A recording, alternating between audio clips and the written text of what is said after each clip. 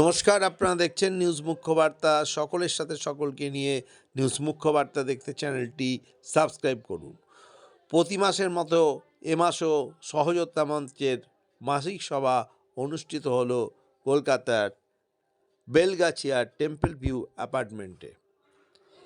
এ মাসের সভায় বিশিষ্ট অতিথিদের মধ্যে উপস্থিত ছিলেন জলঙ্গি পত্রিকার সভাপতি রামপদ বিশ্বাস, সম্পাদিকা চিন্ময় বিশ্বাস, সুধীন সাহা, স্বপ্না দত্ত, বাসুদেব দাস, রূপা মণ্ডল, সিংকু দাস, বিভা রায়, দীপেন ভট্টাচার্য, বিপাশা বসু, কৃষ্ণা আড্ড, কৃষ্ণ পাল, কাকুলি ভট্টাচার্য, সমীর বরণ দত্ত, রিমা শিকদার, স্বপন চন্দ্র প্রমুখ।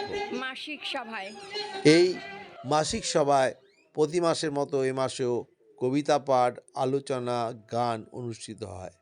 ব্যুরো রিপোর্ট, নিউজ মুখ্য বার্তা।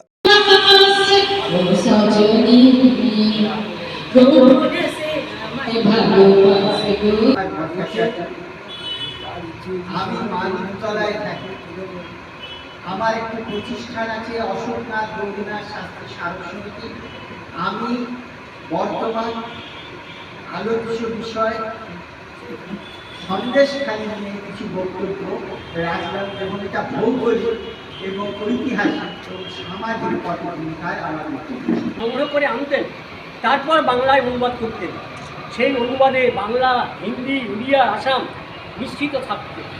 পণ্ডিত হরপ্রসাদ শাস্ত্রী নেপালের রাজদরবারের লাইব্রেরি থেকে উদ্ধার করেছিলেন। অবশ্যই রাজেন্দ্রলাল মিত্রের কথাটাও বলতে হয়। তৎকালীন বৌদ্ধ সাধকেরা মন্ত্রগুচ্ছ চর্যাপদের মাধ্যমে প্রকাশ করতেন। চর্যাপদের আগে নাম ছিল চর্যাচর্য বিনিশ্চয় সংস্কৃত ভাষা। বাংলা